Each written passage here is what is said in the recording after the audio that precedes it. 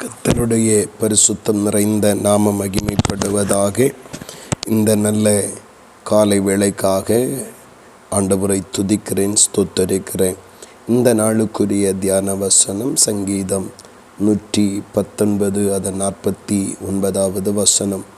நீர் என்னை நம்ப பண்ணின வசனத்தை உமது அடியேனுக்காக நினைத்தருளும். அப்படி என்று நாம் வாசிக்கிறோம். அவன் சொல்லுகிற வார்த்தையின் கருத்தை ஆழத்தை நாம் பார்ப்போம் என்றால், நான் உம்மை அறியாத காலத்தில் இருந்தேன், அப்பொழுது என்னை அழைத்தீர். என்னை அழைக்கும் பொழுது என்னை உம்முடைய வல்லமையையும் உம்முடைய அதிசயங்களையும் உம்முடைய கிருபைகளையும் உம்முடைய இரட்சிப்பையும் உம்முடைய ஆசீர்வாதங்களையும் நம்புகிறதற்கு ஏதுவான ஒரு வார்த்தையை, ஒரு வசனத்தை எனக்கு தந்தீர். அது இல்லாமையில் இருந்த எனக்கு, தரித்திரத்தில் இருந்த எனக்கு, தாழ்மையில் இருந்த எனக்கு, வெறுமையில் இருந்த எனக்கு, கைவிடப்பட்ட நிலையில் இருந்த எனக்கு அந்த வார்த்தை எனக்கு நம்பும்படியான வார்த்தையாக இருந்தது. காரணம், என்னுடைய தாழ்வின் பகுதிகளிலே, என்னுடைய கஷ்டத்தின் பகுதிகளிலே எனக்கு ஏராளமான அறிமுகமான மனிதர்கள், நண்பர்கள், உறவுகள் எல்லாம் சொன்ன வார்த்தைகள் நம்பும்படியாக இல்லை. ஆனால் ஏசப்பா, நீங்கள் சொன்ன வார்த்தை நான் அந்த இக்கட்டான சூழ்நிலையிலே எனக்கு தந்த அந்த வார்த்தை வசனம் எனக்கு நம்பிக்கையை கொடுத்தது, நான் நம்பும்படியாக இருந்தது.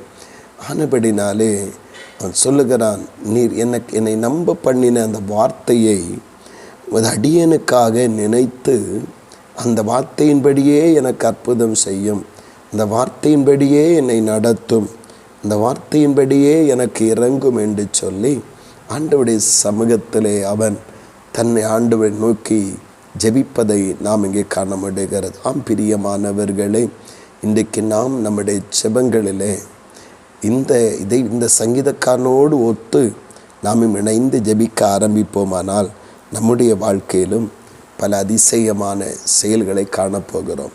இன்றைக்கு நம்முடைய தாழ்வின் பகுதிகளில், ஏமாற்றத்தின் பகுதிகளில், இல்லாமையின் பகுதிகளில் இருந்த நாட்கள், வியாதிகள், வருத்தங்கள், பல விதமான மோசங்கள், ஏமாற்றுகள் அதன் மத்தியில் இருந்த வேளையிலே பல மனிதர்கள் வார்த்தையை சொல்லி நம்மை தைரியம் ஊட்டி இருக்கலாம். பல வார்த்தைகள் நமக்கு உற்சாகத்தை கொடுக்கிற வார்த்தைகளாக இருக்கலாம். ஆனால் அது நம்புகிறதற்கு ஏதுவான வார்த்தையாக இருக்கவில்லை. ஆனால் கர்த்தர் ஒருவரே சொன்ன வார்த்தை, நம்முடைய இக்கட்டான நேரத்தில் சொன்ன வார்த்தை நம்பத்தக்க வார்த்தையாக இருந்திருக்கிறது. ஆனபடி நாம் அதை பிடித்து கொண்டு இயேசு கிறிஸ்துவை ஏற்றுக்கொண்டு இயேசு கிறிஸ்துவை பின்பற்றுகிறோம். சொன்ன வார்த்தையை நம்பி கிறிஸ்துவுக்குள் அடியெடுத்து வைத்து நாம் வளர்ந்து வாழ்ந்து கொண்டிருக்கிறோம்.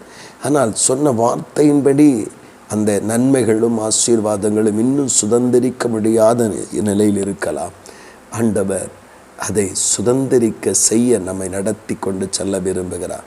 நாம் என்ன செய்ய வேண்டும்? இந்த சங்கீதக்காரனை போல என்னுடைய அந்த இக்கட்டான சூழ்நிலையிலே என்னை நம்ப பண்ணின நம்முடைய வார்த்தைகளை எனக்காக நினைத்து எனக்கு அற்புதம் செய்யும் என்று நம்முடைய ஜெபங்களில் அனுதினம் ஜெபிக்கும் பொழுது கர்த்தர் நிச்சயமாக அந்த வார்த்தையை நினைத்து அற்புதங்களை செய்வார், வார்த்தைகளை நினைத்து மகிமைப்படுத்துவார்.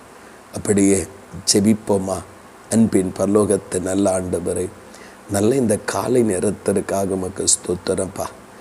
ஆண்டவரை, சங்கீதக்காரனோடு இணைந்து என்னுடைய இக்கட்டான நேரத்தில், என்னுடைய கஷ்டமான நேரத்தில், என்னுடைய பயம் நிறைந்த, ஆபத்து நிறைந்த அந்த நேரத்தில் மனித வார்த்தைகள் நம்பும்படியாக இல்லாமல் இருந்த வேளையிலே ஏசப்பா, நீங்கள் எனக்கு சொன்ன வார்த்தை ஒரு நம்பிக்கையும் ஒரு உயிர் மீட்சியையும் கொடுத்திருக்கிறது.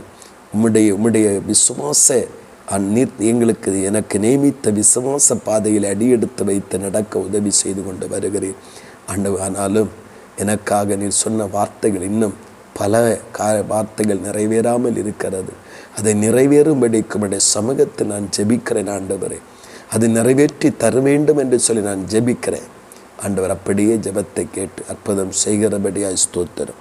இயேசு கிறிஸ்துவின் மூலம் அவன் ஜெபிக்கிறேன், ஜீவனுள்ள நல்ல பிதாவே, ஆமென் ஆமென்.